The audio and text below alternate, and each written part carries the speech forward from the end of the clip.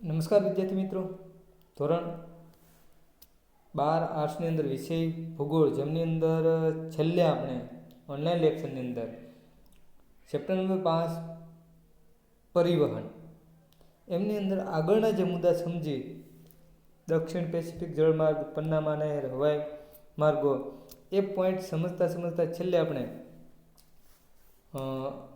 ભારતના હવાઈ માર્ગો, આ જે વસ્તુ છે એમના વિશેની ચર્ચા બાકી હતી. તો આજે આપણે એમના વિશેની જે ચર્ચા છે એ આગળ સમજીએ. ભારતના હવાઈ માર્ગો મિત્રો, એ જે છે ભારતમાં હવાઈ માર્ગોનો વિકાસ અને સુવિધાઓ પ્રદાન કરવા માટેની જવાબદારી ઇન્ડિયન એરપોર્ટ ઓથોરિટીની છે. કોની છે? Indian airport authority. હાલમાં 15 આંતરરાષ્ટ્રીય એરપોર્ટ સહિત 87 ઘરેલું હવાઈ મથકો અને કેટલા? હાલમાં 15 આંતરરાષ્ટ્રીય, બરાબર, 15 જેટલા જે છે એ આંતરરાષ્ટ્રીય અને 87 ઘરેલું હવાઈ મથકો અને 25 નાગરિક પરિવહન ટર્મિનલ સહિત 127 હવાઈ મથકોની વ્યવસ્થા પ્રસ્તુત ઓથોરિટી દ્વારા સંભાળવામાં આવે છે. કે હાલમાં 15 આંતરરાષ્ટ્રીય એરપોર્ટ, 15 જે એરપોર્ટ છે જે પ્રકારના, એ આંતરરાષ્ટ્રીય કક્ષાએ એની હેરફેર માટે છે. 87 ઘરેલું હવાઈ મથકો કે ભારતની અંદર અહીંથી અહીંયા આખા દેશની અંદર ઘરેલું, અને 25 નાગરિક વિમાન ટર્મિનલ સહિત કે નાગરિકોની હેરફેર માટે ટોટલી છે એ 127 હવાઈ મથકોની વ્યવસ્થા પ્રસ્તુત ઓથોરિટી દ્વારા સંભાળવામાં આવે છે.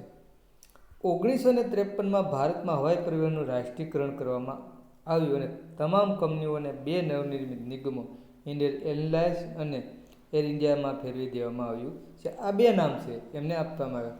ત્યારબાદ 2 અન્ય કંપનીઓ વાયુદૂત અને પવનહંસ લિમિટેડ આંતરદેશીય હવાઈ પરિવહન માટે સ્થપાઈ. આંતરદેશીય અંદરો દેશની અંદર જે વહીવટ થાય એને આંતરદેશીય વ્યવહાર તરીકે ઓળખવામાં આવે છે.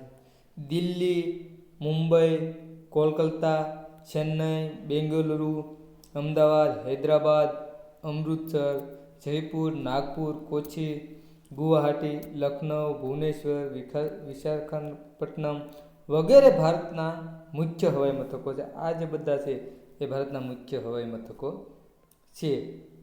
હવે મિત્રો આગળ આ જે નકશો છે દુનિયાના મુખ્ય હવાઈ માર્ગો, એમના વિશે આપણે ચર્ચા કરીએ. તો વેન્કુવર, આ જે છે સેન્ટ પીટર્સબર્ગ, આ જે ડાકાર, એટલાન્ટિક મહાસાગર, આમાં ઘણી બધી માહિતી આપવામાં આવી છે.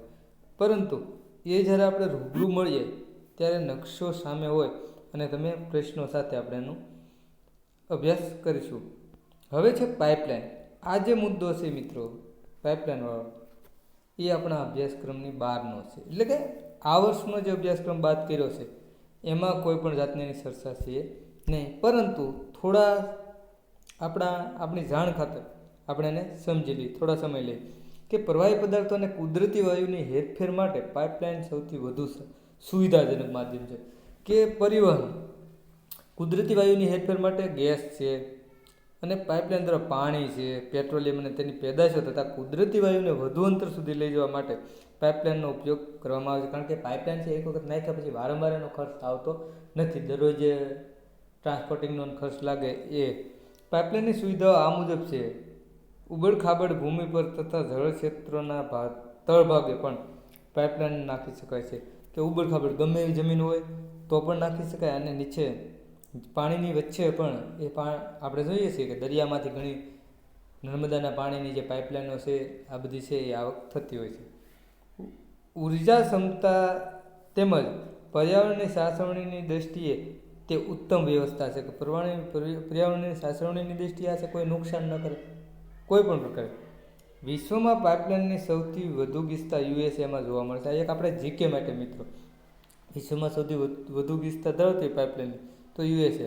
તેમાં સૌથી પ્રસિદ્ધ પાઇપલાઇન બિગ ઇન્ચ છે. તે મેક્સિકોની ખાડીના કિનારાના તેલ ક્ષેત્રોમાંથી ખનિજ તેલ મેળવી તે ઉત્તર વિસ્તારો સુધી પહોંચાડે છે. આમાં બહુ સમય નહીં લગાડીએ કારણ કે આ આપણે બહુ અગત્ય નથી. ઈરાક, ઈરાન અને સાઉદી અરેબિયામાં આવેલા શહેર ક્ષેત્રોમાંથી ખનિજ તેલ મેળવી રણ પ્રદેશો પસાર કરીને ભૂમધ્ય સાગરના કિનારે આવેલી રિફાઇનરી સુધી પાઇપલાઇન દ્વારા આ જે વસ્તુ છે એ પહોંચાડવામાં આવે છે. ત્યારબાદ આગળ આવે છે જેમાં મુખ્ય ટેપ લાઇન છે. આ જે છે એ પાઇપનો વ્યાસ 750 મિલીમીટર અને લંબાઈ 1600 કિલોમીટરની છે. આ જે લંબાઈ છે દેશોમાં યુરલ તથા વોલ્કાંગની વચ્ચે તેલ કૂવાઓનું જોડવા માટે બનાવવામાં આવેલી કોમેકોન નામની પાઇપલાઇન 4800 કિલોમીટર લાંબી છે.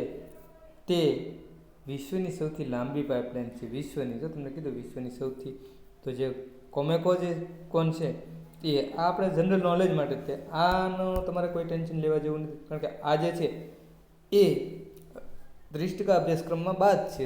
એટલે હવે આપણે જે પાઠનો સમય છે ક્યારેક આપણે શક્ય માટે ભારતની મુખ્ય પાઇપલાઇન પેટ્રોલિયમ અને કુદરતી ગેસ મંત્રાલય દ્વારા સ્થપાયેલી ઓઇલ ઇન્ડિયા લિમિટેડ દેશમાં કાચા તેલ અને કુદરતી ગેસની શોધ, ઉત્પાદન અને પરિવહનના કામની દેખરેખ રાખે છે. તેની સ્થાપના 1960માં કરવામાં આવેલી હતી. ભારતની મુખ્ય પાઇપલાઇન માર્ગ એશિયાની સૌથી પ્રથમ 117 કિલોમીટર લાંબી પાઇપલાઇનનું નિર્માણ 1962માં થયું હતું.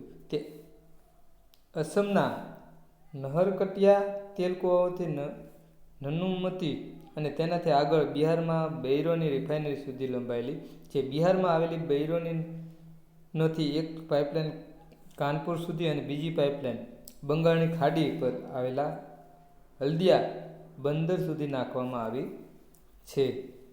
ગુજરાતમાં અંકલેશ્વર, કોયલી, કોલકાતાથી સાબરમતી, નવાગામથી કોયલી, બોમ્બે હાઈથી કોયલી, ખંભાતથી દ્વારણા, અંકલેશ્વરથી ઉત્તરાયણ, અંકલેશ્વરથી વડોદરા તથા અમદાવાદ સુધી કોયલીની પાઇપલાઇન લંબાણેલી છે. કચ્છના અખાતના કિનારા પર આવેલા સલાઈથી મથુરાની વચ્ચે પાઇપલાઇન પાથરવામાં આવી છે, જે 1256 કિલોમીટર લાંબી છે. મથુરાથી દિલ્હી, અંબાલા અને જલંધરને સાંકળતી પાઇપલાઇન આવેલી છે. હવે જે મિત્રો જે છે આ પછીનો જે પોઈન્ટ છે આપણો એ જે છે એ રોપ વે. આ ભાગ આપણે સમજવાનો, આ આપણા અભ્યાસક્રમમાં ટોપિક છે. એમના વિશેની જે છે એ ચર્ચા આપણે કરીએ. મુખ્ય ઓલું છે તો એ ઓછા આપણે સમયમાં, કારણ કે ખાલી માહિતી માત્ર અને જીકે માટે આપણે સમજતા હતા. આ જે છે એ આપણે હવે આપણા અભ્યાસક્રમને લગતી બાબત છે કે એ અભ્યાસક્રમમાં પૂછાય છે. વિશ્વમાં રોપવેની શરૂઆત સાંકડી ઊંડી નદીઓ, ખીણોને સોળંગવા માટે 2 છેડે બાંધેલા ધાતુના મજબૂત દોરડા પર લટકતી પાલખી કે ટ્રોલી સ્વરૂપે થઈ હતી. જો કે અત્યારે મિત્રો તમે જાણો છો કે રોપવે છે એ જુનાગઢ, સાપુતારા, પાવાગઢ અથવા તો નાના નાના એવા બગીચાઓ છે કે ઓલું છે ત્યાં પણ એવું સામાન્ય મનોરંજન માટે કે એક જાણ માટે અને કરવામાં આવે. પણ ખરેખર ઊંડી નદીઓ હોય તો એને ઓળંગવી હોય તો અંદર ઉતરી ન શકાય, પણ એની ઉપરથી જે છે એ ઓળંગવા 2 છેડે બાંધેલા ધાતુના મજબૂત દોરડા પર લટકતી પાલખી કે એક આખા પાલખી આકારનું કે આપણે અત્યારે સ્ટ્રોલી કહીએ એમાં બેસી અને ત્યાંથી પસાર થતા. જોકે તે સમયે તેનું ચાલક બળ માનવશ્રમ હતો.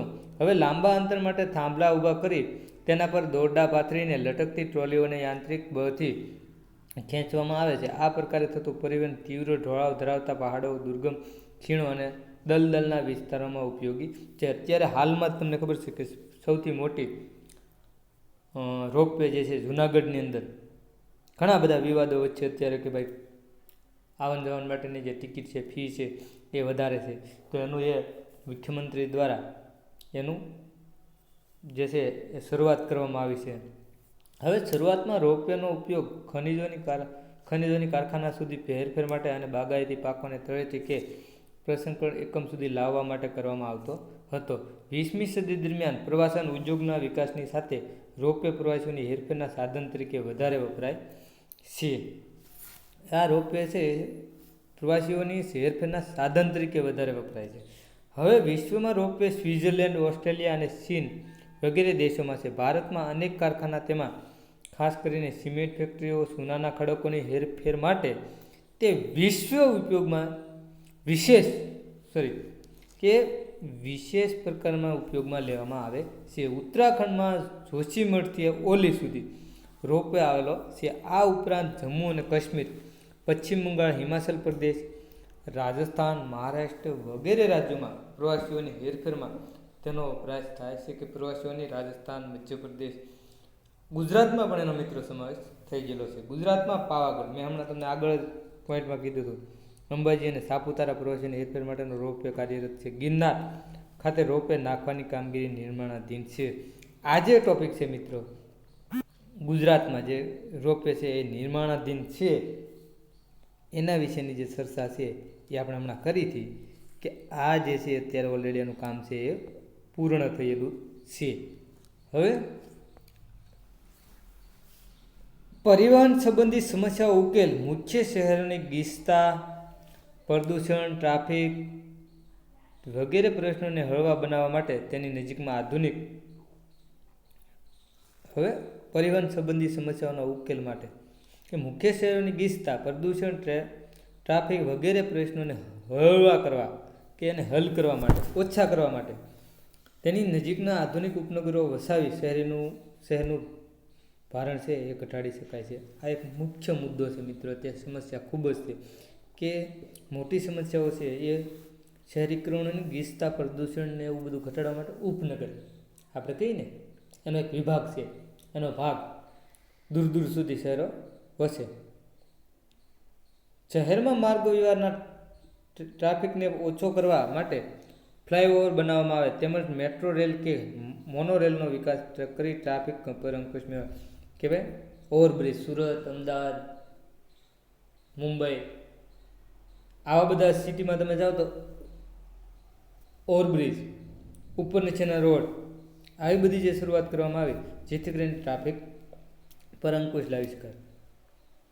વર્તમાન સમયમાં શહેરોમાં વાહન પાર્કિંગ એક સમસ્યા બનેલી છે. તેના ઉકેલ માટે મલ્ટીવેલ લેવલ પાર્કિંગ સુવિધાઓનું પણ નિર્માણ કરી આ સમસ્યાને હલ. તમે જોયા છે વિડીયોમાં, તમે ઘણી જગ્યાએ જોતા છો કે મલ્ટી લેવલ જે પાર્કિંગ છે એ જે પાર્કિંગ છે એમના માટે ઉપર નીચેના માળ સુધી ફોર વ્હીલ છે એ મુકાઈ જાય એટલે ઉપર વહી જાય, ઓલી નીચે આવી જાય, એની નીચે ઉપર આખા આપણે જે અપાર્ટમેન્ટ જે કહીએ એવા પ્રકારે પાર્કિંગ જે ઊભા થાય છે. હવે સંચાલન શક્તિની ખનિજો વપરાશ તેમજ વધતા જતા પ્રદૂષણને ઘટાડવા માટે સાયકલ ટ્રેક બનાવી સાયકલ ચલાવવા માટે લોકોને પ્રોત્સાહિત કરી શકાય છે. કે સંચાલનની શક્તિનો ખનિજોનો વપરાશ તેમજ વધતા જતા પ્રદૂષણને ઘટાડવા માટે સાયકલ ટ્રેક બનાવી સાયકલ ચલાવવા માટે અત્યારે તમે જુઓ શિયાળામાં ઘણા બધા સાયકલો ચલાવવા નીકળે, વહેલા જાગીને ડૉક્ટરો છે, આવા બધા ઘણા બધા લોકો વ્યક્તિગત કે ખાનગી વાહનોની જગ્યાએ સામૂહિક પરિવહન, બસ, મેટ્રો રેલ, મોનોરેલ સુવિધા ઊભી કરી લોકો તે અંગે લોકજાગૃતિ ફેલાવી ટ્રાફિક અને પ્રદૂષણ ઘટાડી શકાય.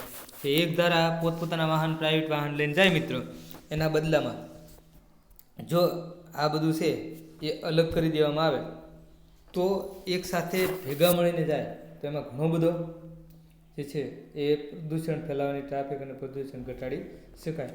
આ સાથે મિત્રો આજનો જે પાઠ છે એ આપણો અહીંયા પૂર્ણ થાય છે. નેક્સ્ટ ટાઈમ આપણે દૂરસંચારથી શરૂઆત કરીશું. આ જે પાઠ પૂર્ણ થયો એમાં જે મુદ્દા બાદ કર્યા છે એ તમારે ધ્યાને લેવા, અભ્યાસમાં મેં સલાવ્યા છે પણ તમારે ધ્યાનમાં લેવાના નથી. આ સિવાય કાંઈ પણ પ્રશ્ન હોય કોમેન્ટ અથવા તો ટેલિફોનિક જાણ કરી તમે જણાવી શકો, જેથી કરીને એનું આપણે સોલ્યુશન લાવી શકીએ. અસ્તુ. જય સ્વામિનારાયણ.